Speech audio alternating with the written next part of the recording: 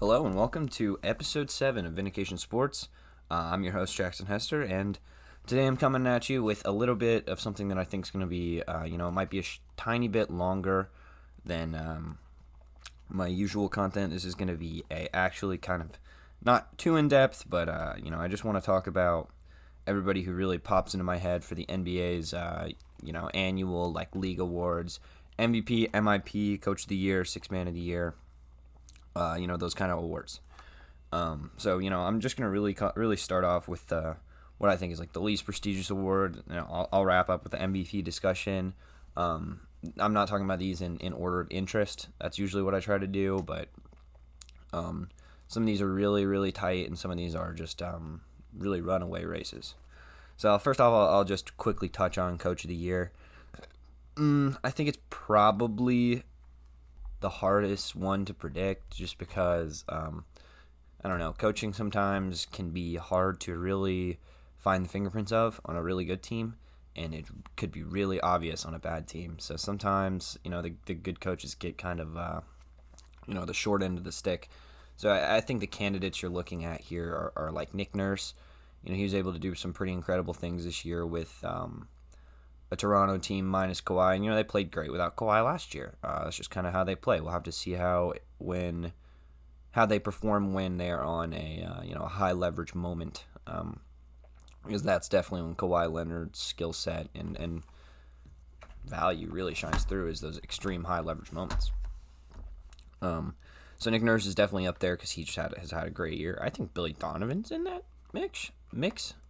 I think Billy Donovan, at the OKC coach, I hope I'm not saying his name. I'm not misremembering his name. I think he's in that conversation because they made the playoffs, and they had a very low chance to do that according to BPI. They've overall just had a great year. And then I think Frank Vogel should be in the discussion too. Luke Walton is just such a horrendous coach.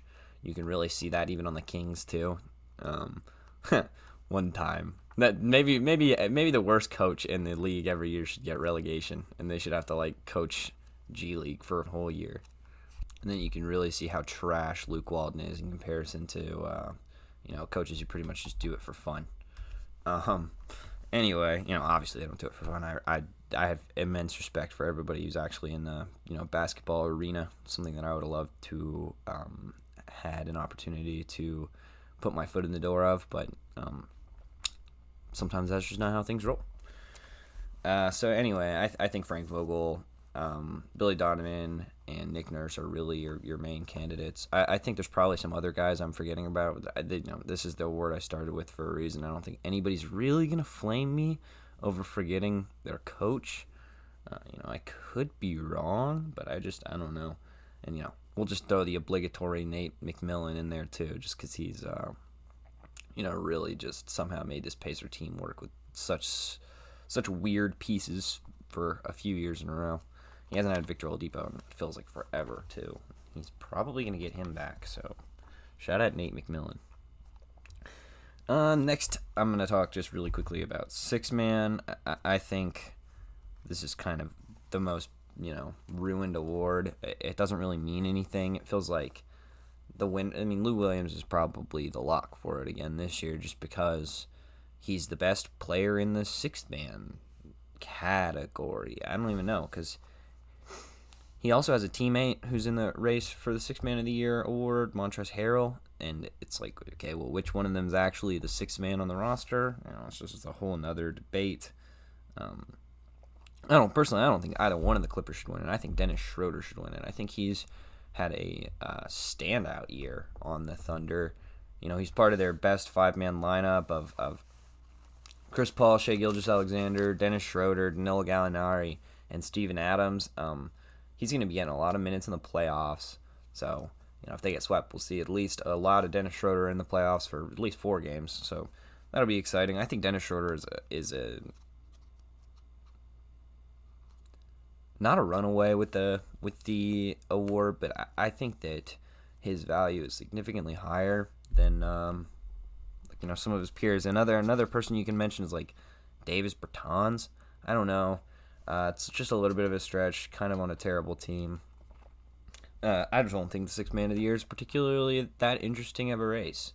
There's not really anybody that I'm really super worried about here, to be honest.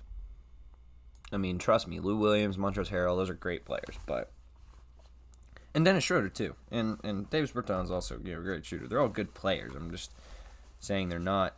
It's not that consequential in the history books of the NBA. Not like even something as inconsequential as Rookie of the Year. And it's really just a two-man race for our Rookie of the Year between Zion and Ja. I think it's probably 70-30 in favor of Ja Morant. I think Ja's pretty much impressed us the whole season. He's led his team to a really good record in the Western Conference. He's won a lot of games he shouldn't. He's gone for a lot of highlight dunks. He's hit a lot of highlight dunks, but the ones he's gone for and not made have been the most jaw-dropping. Ja really has just been too impressive for too long. His passing's on point. His shooting will get there. I don't know why, but I feel confident. His free throws numbers are pretty good, actually, especially for a rookie, and that gives me a lot of promise or a lot of hope on potentially John Morant's ability to connect from in a longer range further down in his career. Zion really has been amazing, though. So if he won, I wouldn't be completely blown away, like outraged or anything. But it's just been too limited for me to really want to give it to Zion. I just really haven't seen enough out of him in the NBA. Just hasn't been enough games. Maybe Orlando can change that perception. We're just gonna have to see how that one shakes out. The next award I want to talk about is a kind of a weird one. This is like the deepest race by far. Is most improved player. And I believe Alvin Gentry tweeted out or said to reporters a couple days ago that he thinks Brandon Ingram should be MIP. Which I think there's definitely an argument for. Brandon Ingram's really stepped his game up. I think he's right in the 23 to 25-ish points per game, which is a really good marker to be at, especially when he was struggling to get 20 points last year. So maybe he is the MIP. His shooting's been a lot better. A lot of things have been a lot better. Funny, him and Lonzo Ball both got significantly better when they left the Lakers. You don't want your young talent next to LeBron James unless his name is Kyrie Irving. Really, I'm sure there's plenty of young players that would do great alongside LeBron, but Brandon Ingram and Lonzo Ball have their skill sets are just too overlapping. They just don't complement each other well enough, and that's why they made those trades. Brandon Ingram's, he's been great. Lonzo Ball's not in this race. Brandon Ingram is definitely in this race, along with I think Pascal Siakam is a big member of this race. He's stepped his game up in a lot of ways that you can't really tell, but Pascal Siakam pretty much had to take on whatever Kawhi Leonard had to do last year is now fallen into Pascal Siakam's hands to do it, and he's delivered, man. He's been really good. He's not the best shooter, but there's not a lot of people that I want, maybe like Giannis.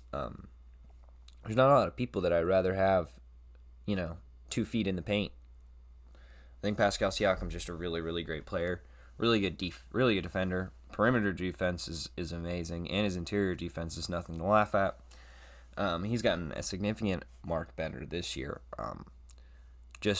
Maybe he's just had more opportunities, or maybe he really put it in the summer and got his game together. I think there's a lot more room before Pascal Siakam is going to hit his ceiling as well. I think he's got just a lot more potential for growth than most of the players in the NBA.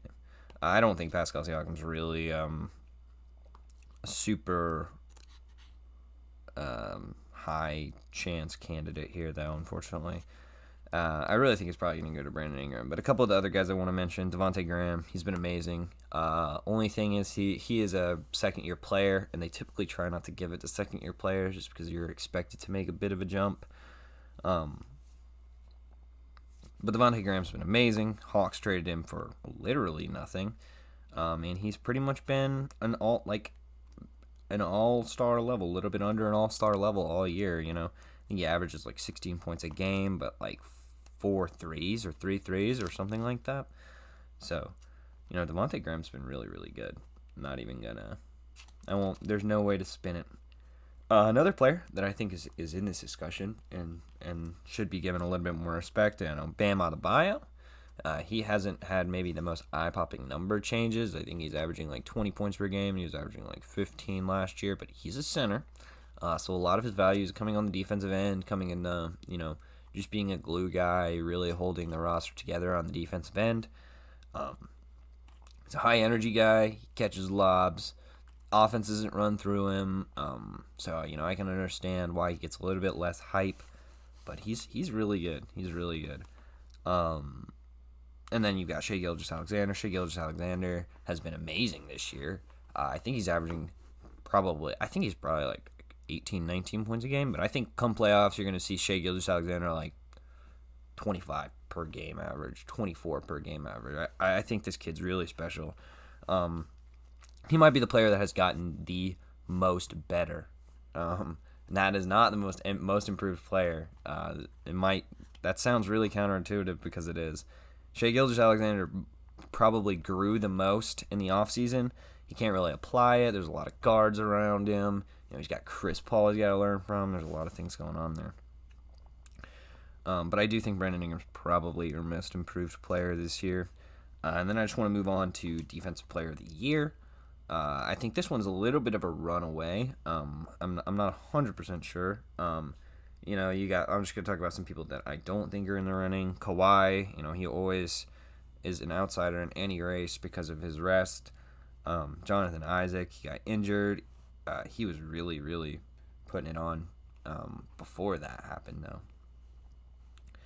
And then you really got a kind of another. This is like there's one more layer above it, which is like the shoe-in, but you really got the competitors. Rudy Gobert, he's a defensive player of the year for a reason. He's a stifle tower. He's a great asset to have to lock down the paint and yeah, there's not a lot of people like him in the NBA anymore. But Rudy Gobert's in that conversation. Giannis is in that conversation. Really, really good one-on-one defense. Really, really good paint defense. One of the leaders in blocks. Good in transition. Everything you want from your four in a defensive end. He's clearly, a superior defender along with Rudy Gobert. But I think the runaway in this race is Anthony Davis. I don't 100% know why he's the runaway, but I believe I think Vegas has him as the runaway. His team performed extremely well this year.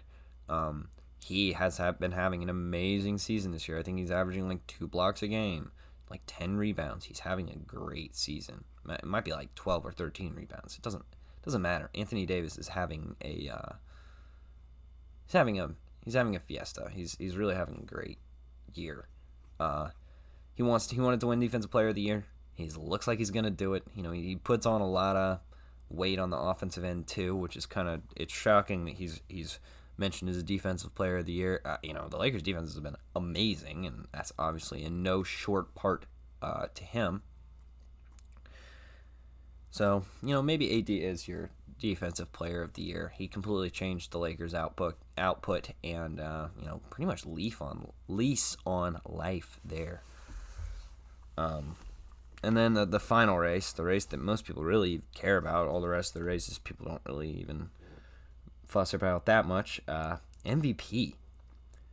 I think it's a 2-man race, just like kind of it was 2 years ago when LeBron led that horrible Cavs team to the finals. When he forced them into the playoffs. It was LeBron and James Harden back then. I don't think Harden's in it this time. He's kind of had an up and down year. The Rockets aren't the 1 seed or anything of that nature. Luka's definitely been in the discussion. He's been discussed by a lot of people. Luka had an amazing year. If you take Luka off that Mavs team, they do not make the playoffs. But in the end, I don't really think that Like the 6 seed Mavericks are going to be able to, produce the MVP candidate, get an MVP. That's why I said that I really think it's a two-man race between Giannis. He's been amazing. This would be his back-to-back campaign, so it's significantly harder. He's going to need to significantly improve on his last year, which I don't really think he did. The point differentials are out of this world, all that kind of stuff.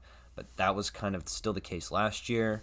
The Bucks kind of always blow you out in the regular season because it feels like every team is saving the way to guard the Bucks the correct way to the playoffs. I don't know if that makes sense, but you don't want to show your hand. You don't want to give the Bucks practice against that kind of defending, so you really wait to pull out the keyed-in defending for the postseason on how to actually have a game plan, execute, and get everything right against the Bucks.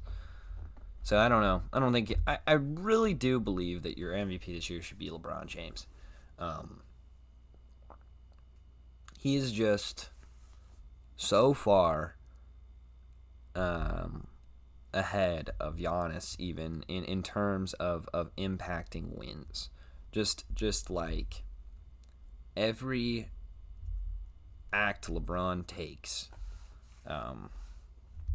and this is obviously the same for Giannis, and this is why I said it was a two-man race, but I think it's pretty clear that LeBron James, when it comes down to the rubber to meet the road, that, there's nothing you can do to stop LeBron. He'll shoot over you if you're going to try to guard the interior. He will destroy you if you're going to give him the interior and play him on the perimeter. And he's just one of the most versatile players in the game. He's averaging 10 assists this year, career high for one of the game's best players, one of the game's best passers.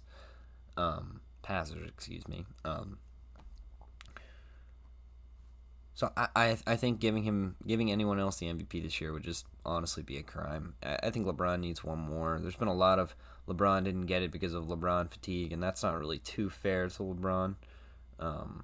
It's not like he's got 5 like Jordan. He only has 3.